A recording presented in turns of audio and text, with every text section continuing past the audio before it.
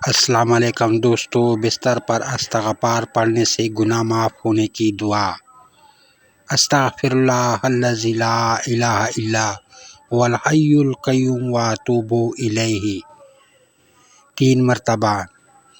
جامع ترمذی حدیث نمبر 3397 ترجمہ: میں اس اللہ سے مغفرت مانگتا ہوں جس کے سوا کوئی معبود نہیں، جو ہمیشہ زندہ اور قائم رہنے والا ہے، اور میں اسی کی طرف رجوع کرتا ہوں۔